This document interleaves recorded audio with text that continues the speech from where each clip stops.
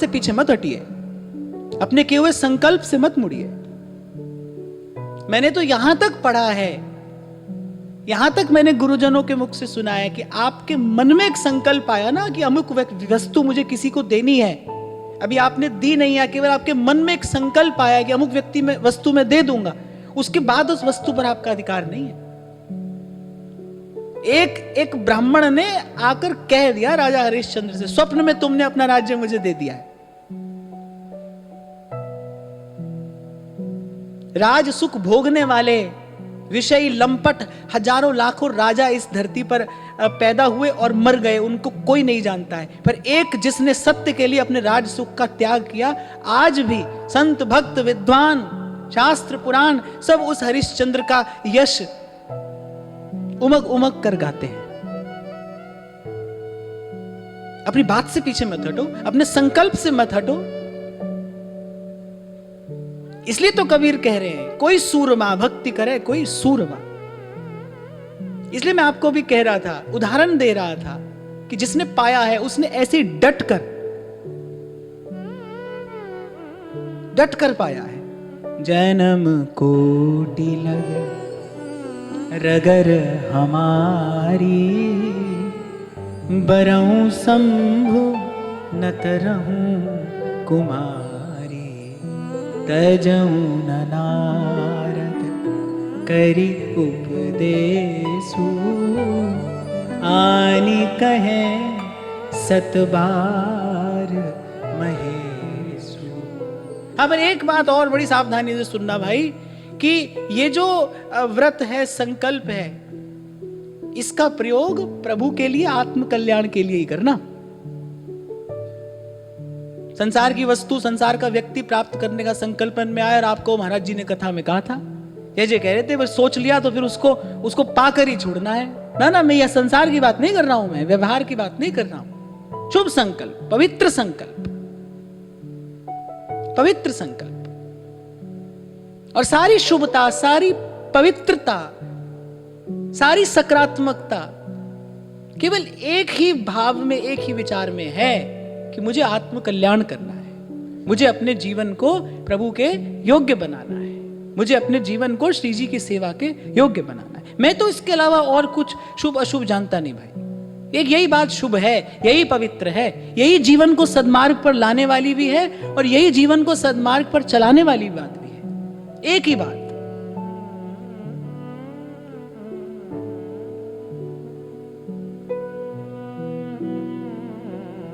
मैंने देखी है भाई मन की दुर्दशा। संसार के एक विचार, एक संकल्प में मन एक जन्म नहीं, जन्म जन्म उलझाए रख सकता है, जन्म जन्म उलझाए रख सकता है। कहा था मैंने, शायद गीता जी के सत्र में मैंने कहा था, आप ये ना कहना कि साथ क्या आया है और साथ क्या जाएगा। मन साथ आया है, मन साथ जाएगा। आप पीछे से कुछ लेकर आए हो, ये साथ जाएगा, इसका ध्यान रखना। ये सदा का संगी साथी है, यही मिलाएगा राम से, और नहीं तो यही कराएगा फजीत। इसलिए मैंने कहा मैं सावधान कर दूं, स्पष्ट कर दूं अपनी बात, कि मैं जो ये व्रत संकल्प की बात कह रहा हूं कि डटे रहना, पीछे नहीं हटना, ये मैं किसी सांसारिक व्यवहारिक संकल्प की बात नहीं कर रहा हूं। शुभ संकल्प, पवित्र संकल्प, भजन का संकल्प, सेवा का संकल्प, आत्म कल्याण का संकल्प। और अगर आप मान लो तो मैं एक बात आपको और भी बता देता हूं कि यहां इस सृष्टि में जो हो रहा है ना, वो तो भाई गुण गुण में बरत रहा है। आपके मेरे करने से कुछ नहीं हो रहा है, कुछ भी नहीं हो रहा है और कुछ भी नहीं होगा। आपके करने से अगर कुछ हो सकता है तो आपके भीतर हो सकता है। करना है तो वहां करो, शक्ति का सदुपयोग करना है तो फिर वहां जाकर करो। एक संत के मुख से सुना था, बैलगाड़ी चल रही है और बैलगाड़ी के पहिए पर मक्खी बैठी है और बहुत फुदक रही है मक्खी की, देखो मेरे चलने से कितनी धूल उड़ रही है। उसे पता ही नहीं है, उसे खबर ही नहीं है। ऐसे ही जीव समझता है, देखो मेरे करने से क्या हो गया, मैंने ऐसा किया तो क्या हो गया, मैं ऐसा न करता तो क्या न होता। फिर जीव बेचारा जानता नहीं, ये तो सब काल चक्र घूम रहा है। मैं कई बार आपसे कहता हूं ना, संसार कितनी बार बना, कितनी बार बिगड़ा, बनेगा बिगड़ेगा, अपन को क्या लेना है इससे, हमको क्या करना है। संसार तो आकर भगवान बना देगा आपको। बन जाओगे, बन जाओगे। एक बात बताओ, दोनों कान पकड़ के मैं आपसे कह रहा हूं, 1 लाख भिखारी मिलकर किसी को राजा बना सकते हैं?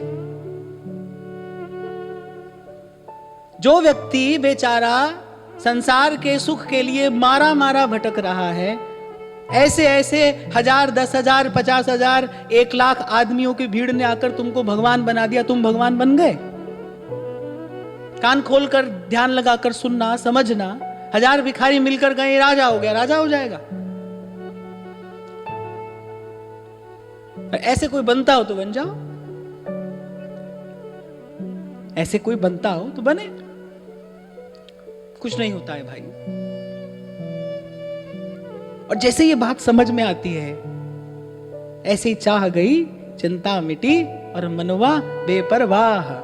मन मस्त मगन, मन मस्त मगन, मन मस्त मगन, अब क्या बोले।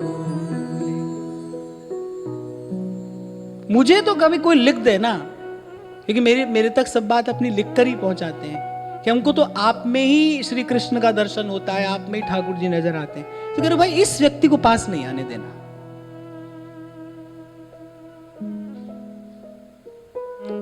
ये मूर्ख तुम्हारी लुटिया भी डुबोएगा।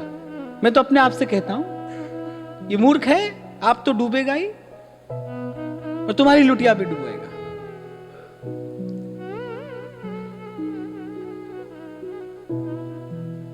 अरे काची काया और मन अथिर। मैं आज आपको यहां पर बैठा उपदेश दे रहा हूं, यहां से नीचे उतरने के बाद मेरे मन में क्या संकल्प आएगा मुझे खबर नहीं है इसकी। क्या पता, ना जानो छिन अंत कवन बुद्धि घटई प्रकाशित। काची काया मन अथिर और थिर थिर काम करंत।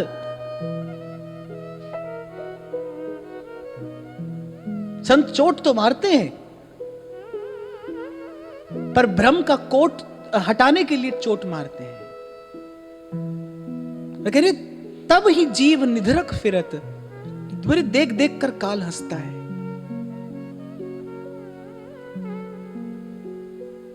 और भाई ये तो बाजार है, बाजार में नई चीज आती रहती है और एक दिन नई पुरानी हो जाती है। ये तो बाजार लगा है, बाहर तो बाजार है, नई चीज आएगी और हर नई चीज एक दिन पुरानी हो जाएगी, फिर नहीं आएगी, फिर पुरानी हो जाएगी। और मैं तो एक और बात भी देखता हूं भाई, कि व्यवहार में ना एक स्वतः स्फूर्त प्रतिस्पर्धा होती है। आपको उसका हिस्सा बनना ही पड़ता है। और कम से कम ऐसे वातावरण में मन शांत नहीं हो सकता। बिना शांत मन के सद्विचार नहीं किया जा सकता, चिंतन नहीं किया जा सकता। और बिना चिंतन के अपनी प्रज्ञा को शुद्ध रखा नहीं जा सकता। तो यहां कह रहे हैं कि जत की जटा, थोड़ा थोड़ा यत्न बढ़ाते जाना, जोग को मंजन, और अपने भजन और साधन के साथ साथ हरि की कथा सुनते रहना, सुनाते रहना, हरि का गुण गाते रहना और गवाते रहना। आप जपे और नाम जपावे। श्री राधा रमण हरि गोविंद जय जय। राधा रमण हरि गोविंद जय जय। श्री राधा रमण हरि गोविंद जय जय। राधा रमण हरि गोविंद जय जय। गोविंद जय जय, गोपाल जय जय। गोविंद जय जय, गोपाल जय जय। मैं आपसे कई बार कहता हूं ना कि ये 2 पंक्तियां मुझे बहुत प्यारी हैं। कहें कथा और अर्थ विचारे, आप तरे औरन को तारे। आप तरे औरन को तारे। कह रे दास तुम्हारी आशा, कह रे दास मिले हरिदासा। जन्म जन्म की पूरी आशा, जन्म जन्म की पूरी आशा। इसलिए मैं तो आपको ये कहूंगा भाई, उठते बैठते प्रभु के कान में ये बात डालते रहना, कभी तो दीन दयाल के भनक पड़ेगी कान। जन के चरण बसे में रही रे, जन के चरण बसे में रही रे, संग पुनीता देही, जन की धूर देहु कृपा निधि, जन की धूर देहु कृपा निधि, नानक के सुख एहि, नानक के सुख एहि, जन के चरण बस में रहिए रे, जन के चरण बस में रहिए। तो जत की जटा जोग को मंजन, नेम के नखन बढ़ाओ, नेम के नखन बढ़ाओ, नियम पक्का हो।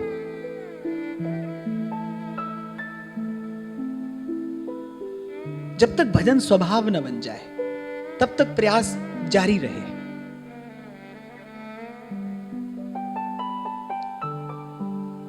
जब तक भजन हमारा सहज स्वभाव न बन जाए। और फिर कहने ज्ञान गुरु आत्म उपदेशो और नाम विभूति लगाओ। बोले जो गुरु से ज्ञान पाया है क्या करोगे उसका? ज्ञान गुरु आत्म उपदेशो, फिर अपने मन को उसका उपदेश करो। सदा आपसे मैं कहता हूं ना, जो सुना है फिर उसको अपने मन को सुनाइए। आत्मा अरेवा द्रष्टव्य, श्रोतव्य, मंतव्य, निधिध्यासितव्य, उपनिषद कहता है। अच्छा चलो आज मैं आपसे पूछ लेता हूं, ये काम कौन कौन करता है? सच में ईमानदारी से बताना, कब से सुन रहे हो आप ये बात? सुनकर अपने मन को कौन सुनाता है? हाँ नहीं सुनाते हो तो बताओ, अच्छी बात है।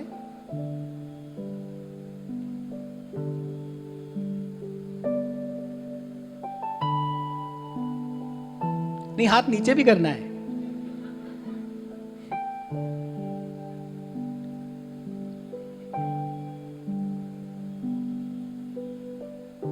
देखो भाई, भोजन केवल खाने से लाभ नहीं होता, भोजन पचने से लाभ होता है। यदि केवल भोजन खा ही रहे हैं फिर तो क्षणिक क्षुधा निवृत्ति होगी उससे, लेकिन शरीर को ओज, तेज और बल तो तब मिलता है जब भोजन भली प्रकार से पच जाए, तब शरीर को शक्ति मिलती है, बल मिलता है। हाँ इतना तो मैं अवश्य कहूंगा कि भाई नहीं सुनाते हो, केवल यही सुनते हो, तो कम से कम इतना समय तो आपका सही स्थान पर लगा, सही दिशा में आपने एक कदम बढ़ाया, फिर इतना पर्याप्त नहीं है। जो आपका भाव देह है, एक हमारा भाव देह भी है ना, एक तो ये 5 भूत का शरीर है, हार्ट जाम है और व्याधि मंदिर कहा है इसको बुद्ध जनों ने, कि ये तो व्याधि मंदिरम, रोग का घर है। तो सतत निरंतर भजन और सेवा तो जो गुरु भाव देह देता है उससे मिलती है, उससे होती है। वो भाव देह कैसे हष्ट पुष्ट रहे, उसके लिए तो सत्संग का आहार है ना। ये जो आहार हम नित्य कर रहे हैं ये अपने भाव देह को पुष्ट करने के लिए है। और शरीर को पुष्टि केवल खाने से नहीं मिलती, भोजन को पचाने से मिलती है। ये भोजन पचता है। ये आत्म उपदेशों का अर्थ क्या है? जो श्रवण किया है वो पच जाए, रम जाए, बस जाए, हृदयंगम हो जाए, उतरे भीतर। और भाई गुरु के ज्ञान का, गुरु ने जो प्रसाद दिया है उसको धारण करने की, उसको ग्रहण करने की विधि भी एकमात्र यही है। ज्ञान गुरु आत्म उपदेशौ। और फिर सन्यासी सब करके अंत में क्या करते हैं? भभूति लगाते हैं। अगर हमको क्या करना है? और कुछ कुछ ऐसे होते हैं जो सारे शरीर पर भभूति लपेट लेते हैं। किसी किसी संप्रदाय में ऐसी भी परंपरा है। जैसे हमारे नागा सन्यासी जो होते हैं वो पूरे शरीर पर भभूति तो लपेटे रहते हैं। यहां कह रहे हैं ज्ञान गुरु आत्म उपदेशौ और नाम विभूति लगाओ। हमको क्या लगाना है? कोई नाम की विभूति, माने जिव्या पर हरि का नाम सदा रहे, नाम स्मरण सतत निरंतर होता रहे, ये सब होता रहे। तो चीजें थोड़ी सी बातें आज हुई, एक बार फिर दोहरा कर आगे बढ़ते हैं। जत की जटा, जत माने यतन, ये जटा बढ़ानी है। माने अपना भजन करने का जो प्रयास है वो हमको दिन दिन बढ़ाना है। जोग को मंजन, और हमारे लिए योग क्या है? श्रवण कथन सुमिरन, ये योग है। जोग को मंजन और नेम के नखन बढ़ाओ। एक व्रत भले लीजिए लेकिन फिर प्राणपन से उसकी रक्षा करिए। नेम, हमारे यहां तो एक रचना मिलती है, उसका नाम है नेम बत्तीसी। मुझे इस समय याद नहीं आ रहा है कि वो किस रसिक महानुभाव की रचना है। नेम बत्तीसी, उसमें उन्होंने कुछ नियम लिए हैं। सिर काटूं, पावक जरूं, डूब मरूं, विष खाऊं, पर वृंदावन छाड़ के अनत न कितहूं जाऊं। वृंदावन सुख राशि है, आनंद ठाऊं ही ठाऊं, राधा वल्लभ छाड़ के अनत न कितहूं जाऊं। ऐसे पूरी रचना है, उसका नाम है नेम बत्तीसी।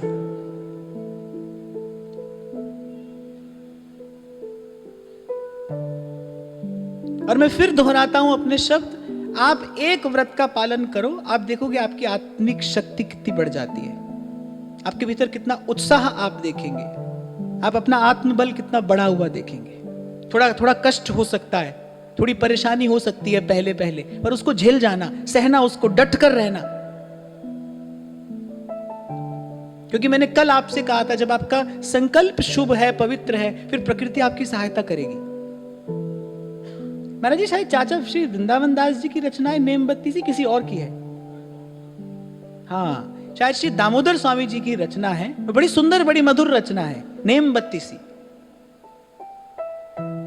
ये नेम ही तो है रसिकों का कि खंड खंड हो जाए तन, अंग अंग सत टूक, वृंदावन मत छाड़िए, छाड़ वो है बड़ी चूक। नेम के नखन बढ़ाओ। सन्यासी को काम आते थे, फल मिला, साग मिला। सन्यासी अपने पास और तो कुछ रखता नहीं है, उसके पास तो जो है बस वो उसका शरीर ही है, उसी से अपना सब कार्य सिद्ध करता है वो। और फिर कह रहे ज्ञान गुरु आत्म उपदेश। ये भाई, ये सबसे महत्वपूर्ण प्रक्रिया है। पूरी प्रक्रिया में ये सबसे महत्वपूर्ण क्रिया है। जो सुना है उसको सुनाइए। एक बात बताओ, स्कूल में तो सब पढ़े हो, टीचर जो पढ़ाता है उसको कभी दोबारा ना पढ़ने वाला अंत में फेल होता है कि नहीं? टीचर ने जो पढ़ाया है वो तो आपको एक बार समझाया है, अब तो भाई बार बार आपको पढ़ना है। वो पाठ पक्का तो आपको करना है, उसने तो एक बार पढ़ाया।